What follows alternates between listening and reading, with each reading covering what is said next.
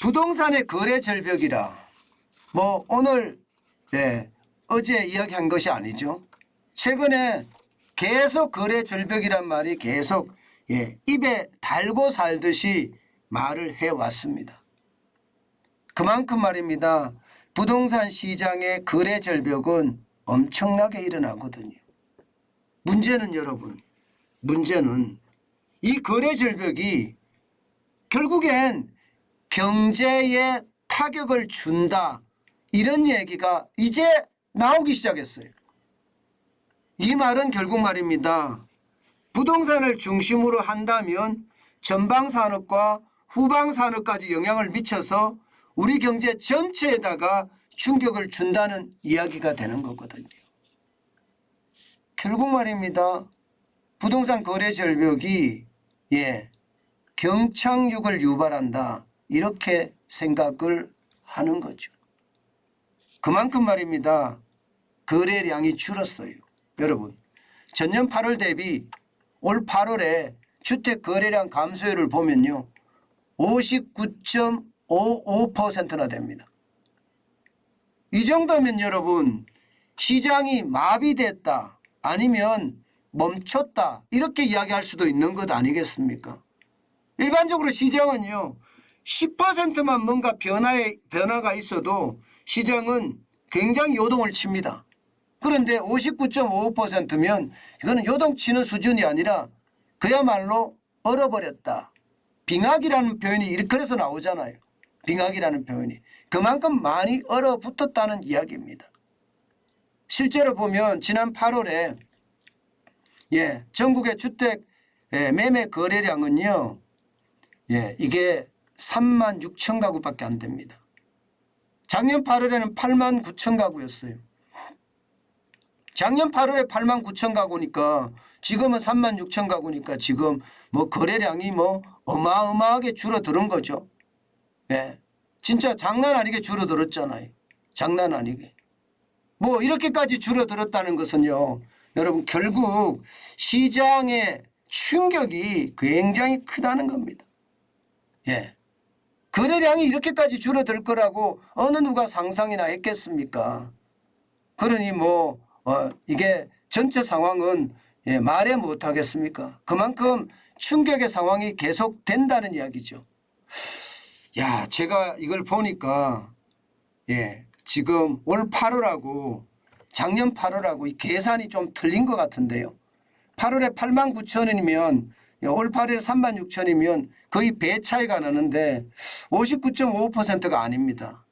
전체적으로는 훨씬 더 크다고 생각이 듭니다. 이거는 수치를 다시 제가 수정을 하겠습니다. 그런데 문제는요, 여러분, 문제는 여기서 좀 더 한 걸음 더 나아가 보겠습니다.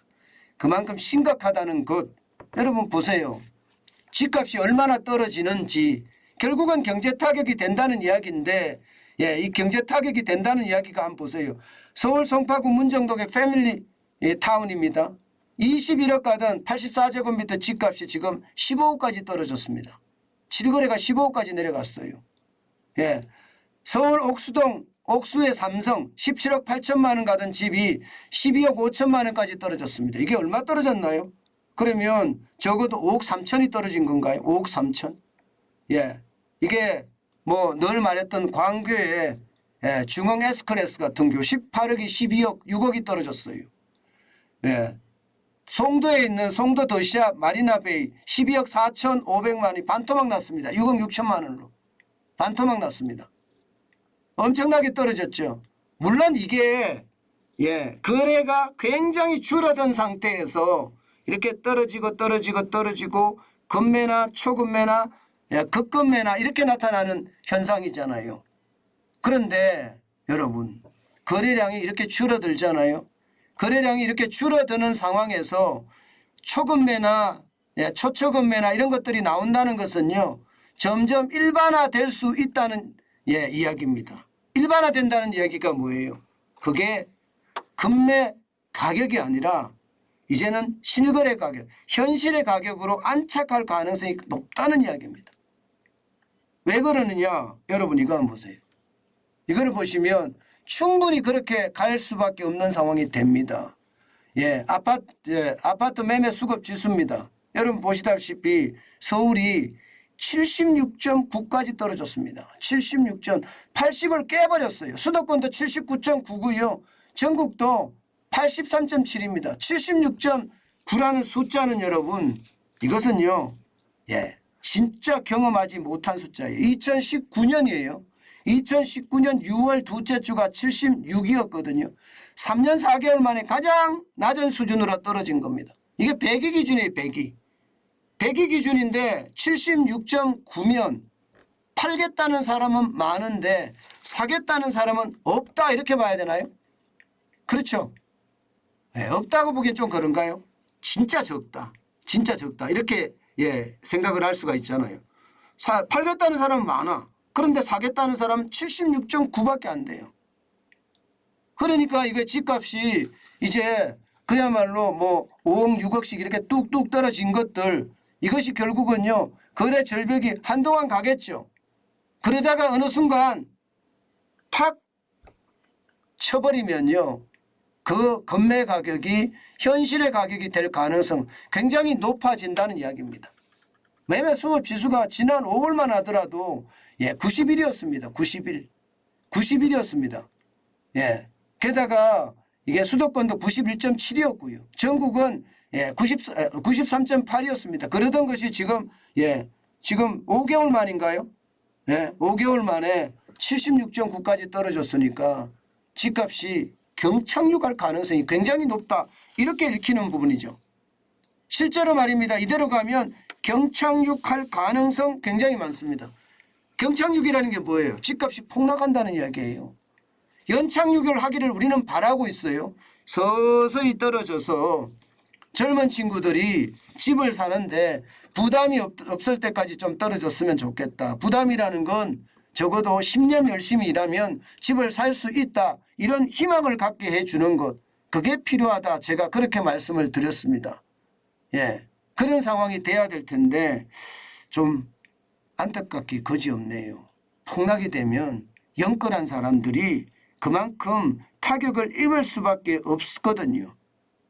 그런데도 말입니다. 그런데도 지금 윤석열 정부는 규제 해제를 안 하고 있어요. 뭐 세금에 대한 규제 해제도 야당이 반대하고 있으니까 못하고 있고요. 그렇다고 임대차 3법을 전면 개정한다고 이야기했으나 이것도 마찬가지로 못하고 있고요. 지금 할 수 있는 것이라고는요. 규제 지역들을 완화해 주는 거 이것밖에 지금 한 게 없습니다. 그러니 시장은 빨리 규제 해제해달라 그렇게 이야기하고 있는데 지금 쉽게 말하면 정부는 뭐 팔짱을만 끼고 있다 이것은 아닌 것 같고요. 야당을 무서워하고 있다. 뭐 이 말이 맞는 것 같아요. 지금처럼 말입니다. 금리 인상이 계속되잖아요. 그러면 시장의 충격은 굉장히 더 커질 겁니다. 시장의 충격은 굉장히 커질 거예요. 그런 상황을 감안한다면 저는 빠른 대응이 그 어느 때보다 필요하다 이렇게 생각을 합니다. 빠른 대응이. 그렇지 않으면 연착륙은 아예 생각도 말고요. 경착륙이라고 이야기하는 최악의 상황이 저는 벌어질 수 있다 이렇게 생각합니다. 여러분 그만큼 말입니다. 집값에 대한 것은요. 지금 상황이 1년 사이에 확 바뀌었어요. 확 바뀌었어요. 그래서 이게 앞으로 우리 경제 전체까지도 큰 타격을 주지 않을까 저는 그런 생각 진짜 잊지 않습니다.